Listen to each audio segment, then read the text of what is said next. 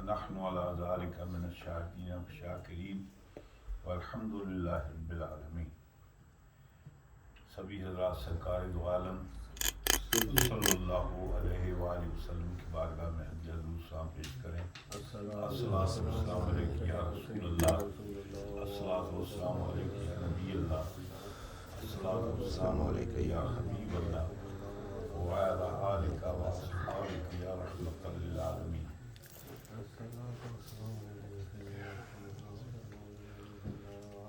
حمد و صلوات کے بعد گزشتہ جمعے بھی اور جمعے کے بعد نماز عصر سے لے کر مغرب تک تفصیل کے ساتھ امام علی مقام سیدنا حضرت امام حسین علیہ السلام کی بارگاہ میں خراج عقیدت پیش کیا گیا۔ کچھ فضائل اور کچھ واقعات بیان کیے گئے۔ سرکار دو عالم صلی اللہ علیہ وآلہ وسلم کا ارشاد گرامی ہے، حضور کو یہ معلوم تھا کہ میرے بیٹے حسین کو میدان کربلا میں پیاسا اور بھوکا شہید کیا جائے گا، اور ایک نہیں متعدد حدیث کے اندر حضور کو اطلاع دی گئی، اور تمام صحابہ کرام اہل بیت افراد، اہل بیت اطہار کے افراد سبھی جانتے تھے کہ امام علی مقام کو فرات کے کنارے میں، میدان تف میں، کربلا میں، وادی نینوا میں آپ کو شہید کیا جائے گا۔ حضور نے فرمایا کہ ان لوگوں نے ظلماً حضرت اللہ تعالیٰ کے نبی یحییٰ علیہ السلام کو شہید کیا۔ اللہ تعالیٰ نے حضرت یحییٰ علیہ السلام کے بدلے میں اللہ تعالیٰ نے 40,000 وہ لوگ جو حضرت یحییٰ علیہ السلام کے قتل میں شامل تھے، شریک تھے، قتل کرنے والے تھے یا اس پر راضی تھے، فرمایا کہ حضرت یحییٰ علیہ السلام کے بدلے میں 40,000 ہم نے، اللہ تعالیٰ فرماتا ہے کہ 40,000 ہم نے قتل کروایا، 40,000 سے ہم نے ان کا انتقام لیا، اور میرے حسین کو جو شہید کریں گے اللہ تعالیٰ 70,000، اللہ تعالیٰ 2 بار 70,000 کو میرے حسین کے بدلے میں اللہ تعالیٰ مروائے گا جی۔ یعنی مطلب ہے کہ 1,40,000۔ واقعات کربلا کے بعد پھر نتیجہ یہ ہوا کہ ہر طرف سے بغاوت نے سر اٹھایا۔ اہل مدینہ نے یزید کی بیعت کا جوا اتار دیا، اہل مکہ نے اتار دیا، اور پورے عالم اسلام کے اندر انتشار پھیل گیا، جس کا نتیجہ یہ ہوا کہ یہ یزید کی حکومت 3 سال سے زائد عرصہ نہ رہ سکی۔ 61 میں اس کو حکومت ملی، اور 64 میں 63 کے آخر میں مطلب ہے قلنج کی بیماری سے شراب پی پی کر اس کی آنتڑیں پگھل گئیں، اور 3 سال کے بعد اس کا انتقال ہو گیا۔ اللہ تبارک و تعالیٰ نے پھر یزید اور ان کے ہم نواؤں سے کس طریقے سے انتقام لیا۔ پہلی بات یہ ذہن میں رکھیں، ہمارے اکثر و بیشتر لوگ یہ کہتے ہیں کہ امام علی مقام کو شیعوں نے بلایا اور انہوں نے پھر ان کو شہید کیا۔ عام طور پہ مولویوں کی زبان ہے، یہ ان کی جو تاریخ سے ناآشنا ہے، جن کو تاریخ کا پتہ نہیں۔ امام علی مقام کو بلانے والے صحابہ کرام تھے، سب سے پہلے 4 صحابہ کے جنہوں نے امام علی مقام کو خط لکھا اور بلایا، دعوت دی کہ ہم پر ایک ظالم اور جابر حکمران ہے، آپ تشریف لائیں۔ ہم نے اس کی کوئی بیعت نہیں کی، آپ تشریف لائیں اور ہمیں اس ظلم و ستم کی جو چکی میں پس رہے اس سے ہمیں نجات دلائیں۔ بنیادی طور پر 4 صحابی ہیں جن کے سردار تھے حضرت سلمان بن سرد خزائی، بہت بڑے حضور کے جلیل القدر صحابی ہیں۔ ان کے گھر میں میٹنگ ہوئی اور صحابہ کرام نے آپ کو خط لکھ کر بلایا، اس کے بعد پھر باقی لوگ بھی شامل ہوتے گئے۔ یعنی مطلب یہ ہے کہ جب کسی کا اقتدار گرتا ہوا نظر آئے اور یہ امید پیدا ہو کہ فلاں پارٹی بد سے اقتدار آ رہی ہے، تو نتیجہ یہ ہوتا ہے کہ لوگ اپنی پارٹی چھوڑ کر ادھر شامل ہوتے رہتے ہیں، جن کو آپ فصلی بٹیرے کہتے ہیں، جن کا کوئی نظریہ نہیں ہوتا، کوئی اپنا پروگرام نہیں ہوتا۔ اور اس کو سمجھانے کے لیے بہترین موجودہ پاکستان کے حالات ہیں۔ آپ مثلا دیکھیں کہ عمران خان زیر اعتاب آیا، اب اسی کے پارٹی کے لوگ کوئی جہانگیر ترین کی جماعت میں شامل ہو رہے ہیں، کوئی ادھر اب وہ پرویز خٹک بنا رہا ہے، کچھ ادھر شامل ہو رہے ہیں۔ یعنی سمجھ رہے ہیں کہ اب چونکہ ادھر اقتدار کا نشہ نہیں ہے، اقتدار منتقل ہو رہا ہے، لہذا وہ سارے ادھر شامل ہو رہے ہیں۔ اسی طریقے سے کافی لوگ کوفہ کے ان خطوط لکھنے والوں میں شامل ہو گئے کہ امام علی مقام آئیں گے اور یقینی طور پر ان کا اقتدار قائم ہوگا، ہم کم از کم ان کی حمایت کریں کہ کل فائدے کے اندر ہم ان کے شریک ہو جائیں۔ بہرحال بنیادی طور پہ بات یہ ہے کہ جو کوفے کے لوگ تھے وہ شیعہ نے علی نہیں تھے، شیعہ نے معاویہ تھے، وہ شیعہ نے اہل بیت نہیں تھے بلکہ شیعہ نے بنو امیہ تھے۔ اب میں آپ کو بتاتا ہوں، حضور مولا کائنات مکہ معظمہ میں پیدا ہوئے، مدینہ پاک میں آپ کی زندگی گزری، مدینہ پاک میں سیدنا حضرت عثمان غنی کی شہادت کے بعد امت مسلمہ نے متفقہ طور پر حضور مولا کائنات کی بیعت کر لی۔ کسی مجبوری کے تحت آپ کو بغاوت کو، انتشار کو فروغ کرنے کے لیے بصرے جانا پڑا، اور اس کے بعد پھر آپ نے مستقل کوفے میں رہائش رکھی۔ آپ کو کوفے میں پیدا نہیں ہوئے یا کوفے کے اندر کو آپ نے زندگی نہیں گزاری، بامر مجبوری، چونکہ مدینہ جن لوگوں سے مخالفت تھی نا، تو مدینہ سے وہ دور پڑتا تھا، تو کوفہ چونکہ سینٹر میں تھا، وہاں سے کنٹرول کیا جا سکتا تھا، اس لیے آپ نے دارالخلافہ کو مدینہ کے بجائے آپ نے کوفے میں منتقل کیا، اور وہاں تقریباً 3.5 سال تک آپ 3-4 سال تک آپ نے قیام کیا۔ 40 میں حضور مولا کائنات کی شہادت ہو گئی، 41 میں حضرت امام حسن نے حکومت چھوڑ دی، 41 سے لے کر 60 تک حضرت معاویہ کی حکومت رہی۔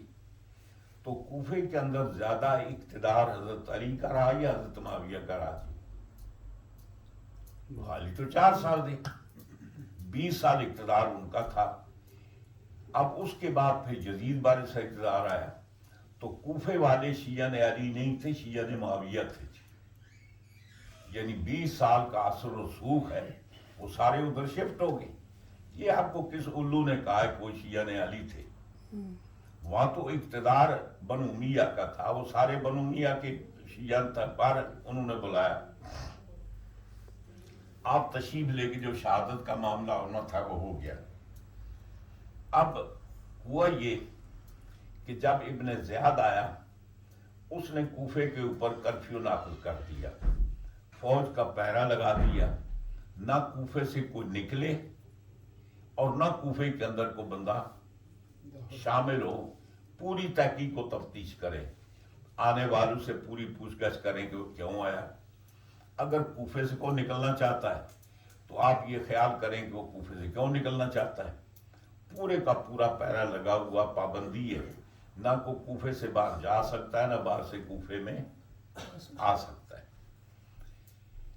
اب وہ صحابہ کرام کے جنہوں نے پہلے اہل بیت اطہار کے ساتھ محبت تھی، پیار تھا، انہوں نے بلایا تھا، اب ان کو گھروں میں پابند کر دیا گیا، وہ گھر سے نکل نہیں سکتے تھے۔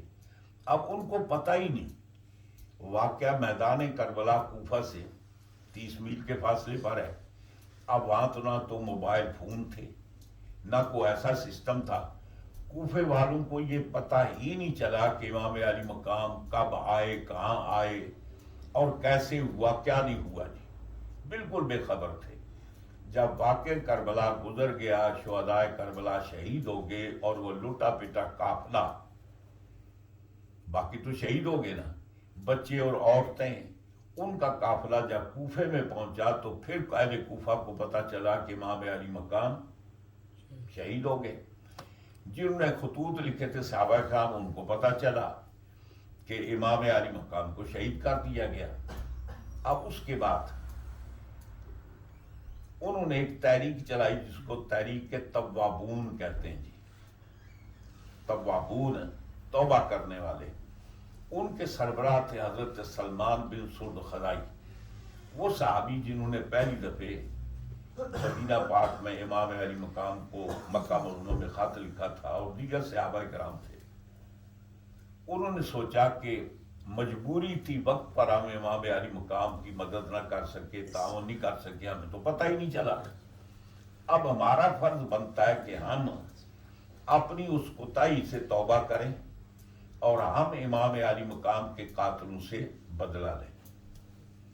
چنانچہ 4000 لوگ تیار ہوئے۔ حضرت سلمان بن سرد خزائی رضی اللہ تعالیٰ عنہ صحابی رسول، ان کی قیادت میں 4000 لوگ نکلے اور وہ سیدھے امام علی مقام کی قبر پر میدان کربلا میں گئے اور وہاں جا کر توبہ طائف کی اور یہ عہد کیا کہ جب تک آپ کا انتقام نہ لے لیں ہم غسل نہیں کریں گے، ہم کپڑے نہیں بدلیں گے، اور اپنے چہروں پر اور کپڑوں پر گرد ڈالی کہ ہم ضرور انتقام لیں گے۔ چنانچہ کربلا سے فارغ ہو کر وہ پہنچے عین الوردہ، یہ ایک جگہ کا نام ہے جو عراق اور شام کی سرحد کے اوپر ہے۔ وہاں پہنچے۔ اب یہ 4000 آدمی تھے، ان میں کوئی فوجی ٹرین بھی نہیں تھے، کوئی جنگ کا زیادہ تجربہ بھی نہیں تھا، مقابلے میں بنو امیہ کی فوج تھی جناب۔ نتیجہ یہ ہوا کہ جب ان کے ساتھ جنگ ہوئی تو سارے شہید ہو گئے۔ مطلب ہے کچھ شہید ہو گئے، کچھ معذور ہو گئے، معاملہ ختم ہو گیا۔ اس کے بعد پھر مختار سقفی اٹھا جی۔ مختار سقفی کون ہے؟ یہ مختار سقفی ابن ابو عبیدہ مسعود سقفی، جو حضور کے جلیل القدر صحابی ہیں جی، اور وہ صحابی ہیں کہ جن کی قیادت میں حضرت عمر فاروق نے ایران پر حملہ کیا۔ قادسیہ کی جنگ میں آپ مقابلے میں ہاتھی تھے، آپ چونکہ سپہ سالار تھے، آپ گھوڑے سے اترے اور یہ خیال کیا کہ ہاتھی کی ٹانگیں کاٹ دیں تاکہ ان کو شکست ہو۔ نتیجہ یہ ہوا کہ جب وہ اتر کر نیچے گئے تو ہاتھی نے اپنے پاؤں کے نیچے ان کو کچل دیا اور وہ شہید ہو گئے۔ آج بھی قادسیہ میں ایک پل ہے جس کا نام ہے کبری مسعود۔ کبری کہتے ہیں نا چھوٹے پل کو، کہتے ہیں کہ حضرت مسعود کے نام پر وہ پل کا نام مشہور ہے۔ ان کا بیٹا ہے مختار سقفی۔ مختار سقفی کی بہن سیدنا حضرت عبداللہ بن عمر کی بیوی ہے، یعنی سیدنا فاروق اعظم کے بیٹے حضرت عبداللہ بن عمر، وہ مختار سقفی کے بھائی ہیں۔ اور یہ قبیلہ بنو ثقیف جو ہے یہ طائف کے رہنے والے، کوفے کے نہیں، نہ مکہ کے نہ مدینہ کے، طائف کے رہنے والے۔ طائف یہ مکہ معظمہ سے 30 میل کے فاصلے پر ہے۔ وہاں پورے کا پورا جو قبیلہ ہے وہ بنی ثقیف کا قبیلہ ہے، اور وہ ڈیٹیل کے ساتھ بیان کرنا بہت مشکل ہے۔ جب حضرت مسلم بن عقیل کوفے میں گئے تھے تو وہ مختار سقفی کے گھر ٹھہرے تھے۔ مختار سقفی کوفے میں رہتا تھا، مختار سقفی کے گھر میں ٹھہرے۔ ابن زیاد آیا، اس کو جب پتہ چلا کہ حضرت مسلم مختار سقفی کے گھر میں، اس نے فوج بھیج کر یہ ہوا کہ مختار سقفی کو بلایا، بلانے کے بعد قید کر دیا، جیل میں ڈال دیا۔ اب حضرت مسلم چونکہ وہاں گھر نہیں تھا، وہ جو گھر والا وہ ہو گیا۔ اس کے بعد پھر آپ عانی بن عروہ کے گھر میں جاتے ہیں، پھر وہ سارے واقعات ہیں، وہ علیحدہ مستقل تاریخ ہے۔ بہرحال مختار سقفی امام علی مقام کی شہادت کے دوران اس میں جیل ہی میں رہا۔ جیل سے اس نے خط لکھا حضرت عبداللہ ابن عمر کو، جو اس کے بہنوئی تھے کہ آپ مہربانی کریں، آپ کے ان بنویہ کے ساتھ اچھے تعلقات ہیں، مہربانی کریں میری سفارش کریں اور مجھے چھڑوائیں یہاں سے۔ ہوا یہ کہ حضرت عبداللہ ابن عمر نے یزید کو خط لکھا کہ میرا سالہ ہے اور وہ ابن زیاد نے بلا وجہ پکڑ کر اس کو جیل میں ڈال دیا ہے، تو آپ اس کو کہیں کہ وہ چھوڑ دیں۔ چنانچہ یزید نے عبید اللہ ابن زیاد کو خط لکھا کہ مختار سقفی کو رہا کر دے۔ چنانچہ خط آنے کے بعد مختار سقفی کو رہا کیا گیا اور اس نے یہ کہا کہ شام سے پہلے پہلے کوفہ چھوڑ دو۔ صبح کے وقت چھوڑا نا کہ شام سے پہلے پہلے کوفے کو چھوڑ دو، اگر شام تک تم کوفے میں نظر آئے تو میں تمہیں قتل کرا دوں گا۔ مختار سقفی جیل سے نکلا، جیل سے نکلنے کے بعد اپنے بال بچوں کو تیار کیا، رخت سفر باندھا اور سیدھا طائف میں جہاں کا وہ رہنے والا تھا، طائف میں جا کر اس نے قیام کیا۔ ادھر یزید کے خلاف انقلاب برپا ہو گیا، اہل مدینہ نے اس کی بیعت کو توڑ دیا، اہل مکہ نے بیعت کو توڑ دیا، اور پھر یزید نے فوج دے کر اہل مدینہ کی بغاوت کو فروغ کرنے کے لیے پوری فوج بھیجی، اور یزید نے آرڈر دیا کہ 3 دن کے لیے تمہارے لیے مدینہ حلال ہے، 3 دن کے لیے مدینہ حلال ہے، جو چاہو کرو، چونکہ وہ حرم ہے۔ چنانچہ یہ ہوا، تمام تاریخیں موجود ہیں، حضرت شاہ عبدالحق دہلوی رحمۃ اللہ علیہ کتاب ہے جذب القلوب الی دیار المحبوب، مدینہ کی تاریخ۔ اسی طریقے سے حضرت علامہ سمود 8ویں صدی کے ہوئے، ان کی پوری کتاب ہے، یعنی حرمین طیبین کی پوری تاریخ کے اوپر۔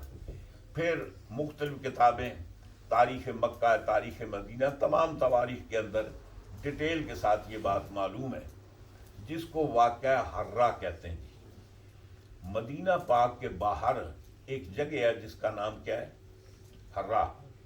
وہاں آ کر یزیدی فوج نے پڑاؤ کیا، پڑاؤ کرنے کے بعد اس نے پیغام بھیجا مدینہ پاک میں کہ تم نے جو بغاوت کی ہے اس سے فروغ کرو، آؤ دوبارہ آ کر یزید کے حق میں بیعت کرو۔ انہوں نے انکار کر دیا۔ نتیجہ یہ ہوا کہ انہوں نے مدینہ پاک پر چڑھائی کی اور 3 دن تک یزیدی فوج کے کھوتے گدھے گھوڑے مسجد نبوی میں باندھے رہے اور مسجد نبوی کے اندر لیدیں کرتے رہے، اور 3 دن تک مسجد نبوی میں نہ اذان ہوئی نہ جماعت ہوئی۔ حضرت سعید ابن مسیب کہتے ہیں، وہ کہتے ہیں کہ میں نابینا تھا، مسجد نبوی میں تھا، مجھے تو کب پتہ نہیں چلتا وہ کب سورج طلوع ہوا کب غروب ہوا۔ 3 دن تک اذان کی آواز مسجد نبوی سے آتی تھی اور میں اس اذان پر نماز پڑھتا تھا۔ یعنی حضور کی مسجد میں حضور کے روزے سے اذان کی آواز آتی، میں اس پر نماز پڑھتا۔ 3 دن کے لیے مدینہ کو حلال کر دیا گیا۔ شاہ عبدالحق محدث دہلوی، علامہ نور الدین سمودی رحمۃ اللہ علیہ تمام لکھتے ہیں اہل مدینہ کو حلال کیا گیا۔ دوسری پڑھیے۔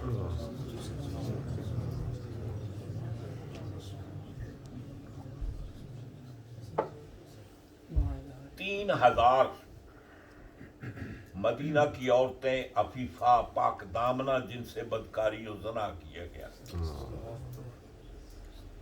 اس کے بعد 1000 بچے حرام کے پیدا ہوئے، 1000 بچے، اور اس سب کا اتفاق ہے۔ علامہ شاہ عبدالحق محدث دہلوی رحمۃ اللہ علیہ، سمودی، جتنی تاریخ ہے سب کے اندر یہ موجود ہے واقعہ حرہ۔ نتیجہ یہ ہوا کہ 1700 وہ صحابہ کرام ان کو شہید کیا گیا، اور واقعہ حرہ کے بعد کوئی بدری صحابی زندہ نہیں رہا۔ جو بدری صحابی تھے نا، جن کے بارے میں اللہ تعالیٰ نے فرمایا تھا کہ اے معلوم آشے تم قد غفر لکم، تم نے وہ کام کیا ہے نا، آج کے بعد تم جو بھی گناہ کرو پیشگی تمہیں معاف کر دیا گیا۔ وہ بدری صحابہ کا مقام ہے کہ جن کو سب کو جنت کی بشارت ہے۔ نتیجہ یہ ہوا کہ واقعہ حرہ کے بعد جو مدینہ پاک میں بدری صحابی تھے سب کو شہید کر دیا گیا۔ اور 1700 دیگر صحابہ اور اکابر تابعین جو تھے جلیل القدر علماء ان کو شہید کیا گیا، اور ٹوٹل شہداء کی تعداد تقریباً کئی ہزار کے مطابق ہے۔ نتیجہ یہ ہوا کہ پورے مدینہ کو فتح کیا۔ فتح کرنے کے بعد اب ادھر مکہ معظمہ میں حضرت عبداللہ ابن زبیر نے اپنی خلافت کا اعلان کر دیا، یعنی یزید سے بغاوت کر دی اور اپنی حکومت کا اعلان کر دیا۔ حضرت عبداللہ ابن زبیر کون ہیں؟ حضرت زبیر بن عوام کے بیٹے ہیں۔ زبیر بن عوام حضور کی پھوپھی کے بیٹے ہیں۔ سیدنا حضرت امیر حمزہ ان کی ہمشیرہ حضرت صفیہ، وہ حضرت زبیر کی والدہ ہیں جی۔ تو یوں سمجھیے کہ حضرت عبداللہ ابن زبیر حضرت زبیر کے بیٹے ہیں، اور زبیر کے گھر میں اسماء بنت ابی بکر سیدنا حضرت ابوبکر صدیق رضی اللہ تعالیٰ عنہ کی بیٹی تھی، اور ان کے بیٹے حضرت عبداللہ ابن زبیر یوں سمجھیے کہ وہ حضرت ابوبکر صدیق کے نواسے تھے اور صحابی رسول ہیں۔ اور جب ہجرت کر کے لوگ مدینہ میں آئے تو مدینہ میں سب سے پہلے جو بچہ پیدا ہوا نا مہاجرین کے گھر میں، وہ حضرت عبداللہ ابن زبیر تھے۔ بہرحال وہاں انہوں نے خلافت کا اعلان کر دیا۔ نتیجہ یہ ہوا کہ وہاں سے مدینہ کو فارغ ہونے کے بعد، قتل و غارت کے بعد، بدکاری کے بعد، تباہ و برباد کرنے کے بعد، پھر اس فوج نے مکے کا رخ کیا، مکہ کے قریب پہنچے، اور وہاں جا کر انہیں یہ کیا کہ منجنیق سے خانہ کعبہ پر پتھر پھینکے، خانہ کعبہ کا غلاف جل گیا، اس کی بے حرمتی کی۔ اسی کے دوران انہیں پتہ چلا کہ یزید اور مر گئے، یہ پتہ چلا کہ یزید مر گیا، پھر نار پہنچا ہے، تو وہیں سے اپنا پروگرام چھوڑ کر وہ فوج واپس شام میں چلی گئی۔ دوبارہ پھر جب عبد الملک کا دور آیا، پھر اس نے حضرت عبداللہ بن زبیر کے خلاف وہاں فوج بھیجی، اور دوبارہ بالکل پورے خانہ کعبہ کو تباہ و برباد کر دیا، اس کے مطلب غلاف کو جلا دیا، عمارت گر گئی، اور وہ جو خانہ کعبہ کے اوپر بطور نشانی کے سینگ تھے، وہ دمبا جو ابراہیم علیہ السلام اسماعیل علیہ السلام کی جگہ ذبح ہوا جنت سے آیا تھا، وہ نشانی کے طور پر اس کے سینگ وہاں لگے ہوئے تھے، وہ بھی اس میں جل گئے۔ تو عرض کرنے کا مقصد یہ ہے کہ اب اندازہ غور کریں کہ جو بندہ مدینہ کو حلال کرے، مسجد نبی کے اندر گھوڑے باندھے، گدے باندھے، اور وہاں وہ لیدیں کرے، اور جس نے 3000 عفیفہ پاک دامنی کی چادر عصمت کو تاغدار کیا، 1000 بچے حرام کے پیدا کیے، ابھی بھی وہ مسلمان ہے، تو پھر کافر کس کو کہتے ہیں؟ پھر کفر کس چیز کا نام ہے؟ تو بہرحال میں عرض کر رہا تھا کہ یہ ظلم و ستم ہوا۔ یہ ہونے کے بعد وہ مختار ثقفی وہ طائف میں گیا، ادھر حضرت عبداللہ بن زبیر نے مکہ معظمہ میں خلافت کا اعلان کیا۔ مختار ثقفی آیا، اس نے حضرت عبداللہ بن زبیر کی بیعت کر دی۔ بیعت کرنے کے بعد وہ حضور مولا کائنات کے بیٹے حضرت محمد بن حنفیہ، ان کو جا کر کہنے لگا کہ آپ اگر میرا تعاون کریں، میری سپورٹ کریں، میں یہ چاہتا ہوں کہ قاتلان حسین سے بدلہ لیا جائے۔ چنانچہ حضرت محمد بن حنفیہ نے اس کی سپورٹ کی، فرمایا تم جاؤ۔ اب مختار ثقفی کوفے میں جاتا ہے، وہاں عبداللہ ابن زبیر کی طرف سے جو گورنر تھے وہ عبداللہ بن مطیع ایک صحابی ہیں جی۔ یہ بن کر چپ کرا دیے اس گاڑی نو، ہاں جی۔ تو وہ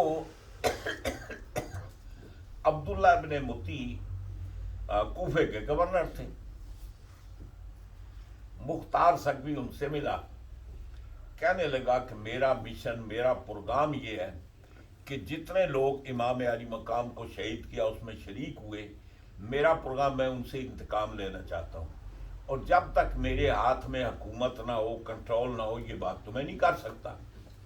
آپ مہربانی کریں میرے ساتھ اس بات میں تعاون کریں کہ آپ ایسے کریں کہ یہ دارالعمارت ہے نا، جتنے پیسے چاہیں آپ لے جائیں، سارا خزانہ آپ لے جائیں، مجھے کوئی اعتراض نہیں، تو آپ کنارے ہو جائیں اور کوفے کا اقتدار مجھے دے دیں، اور آپ بے شک عبداللہ ابن زبیر کو لکھ دیں کہ بھائی مختار سقفی نے چڑھائی کی اور یہ کیا اور وہ مجھے مجبوراً کوفہ چھوڑنا پڑا۔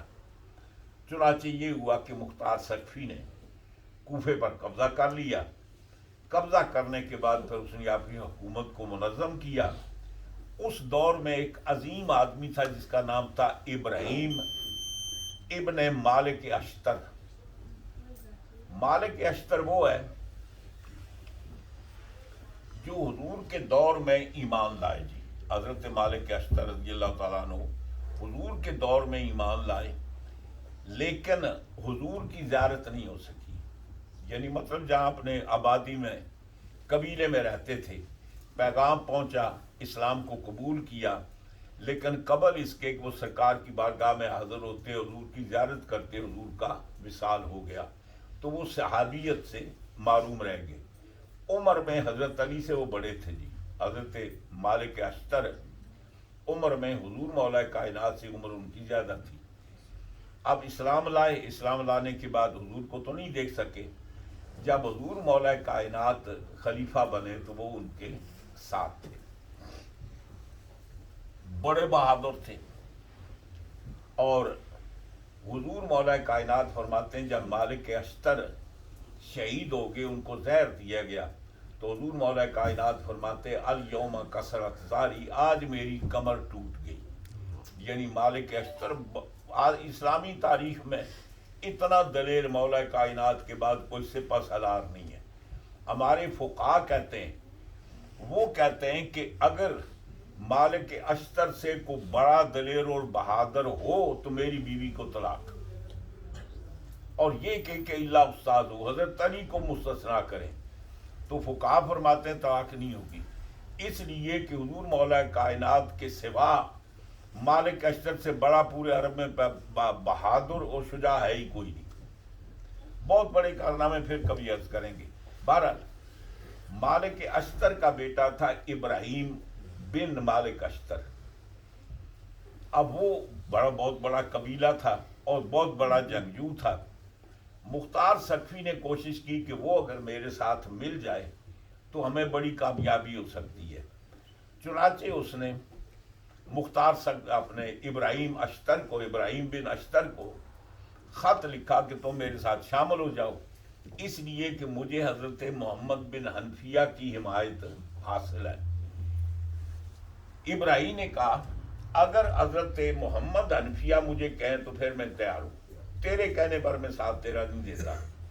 چنانچہ پھر باقاعدہ طور پر ایک آدمی بھیجا گیا مدینہ پاک میں محمد بن حنفیہ کے پاس، انہوں نے لکھ کر ابراہیم بن اشتر کو کہا کہ ٹھیک ہے وہ میری مرضی سے گیا ہے، تم اس کے ساتھ تعاون کرو۔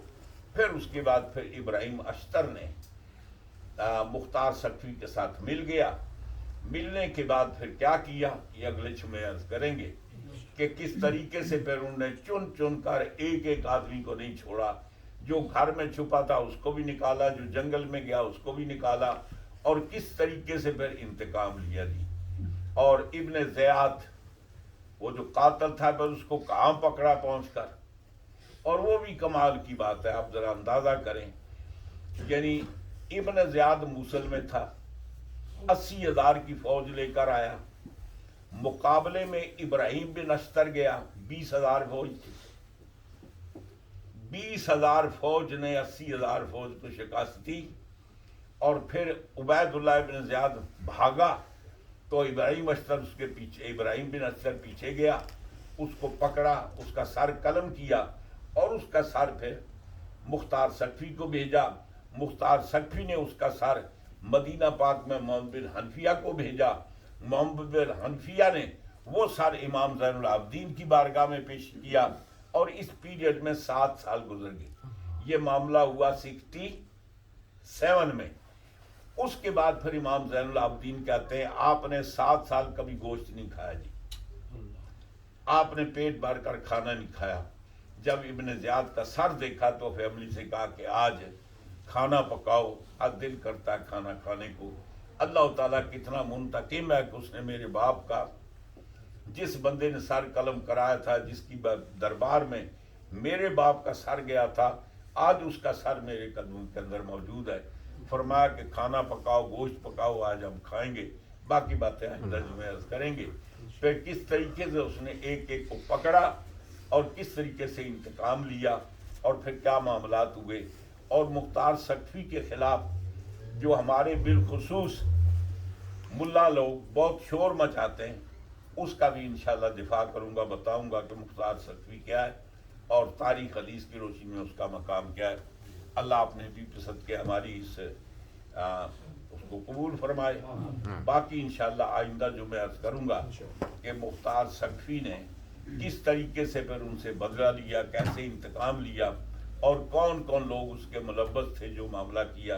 اللہ اپنے بھی صدقے میری ان گزارشات کو اللہ قبول فرمائے اور اللہ اپنے بھی صدقے ہم سب کو قرآن و حدیث کے مطابق عمل کرنے کی اللہ تعالیٰ میں توفیق عطا فرمائے. اب سنتے ہیں، ادا فرمائیں.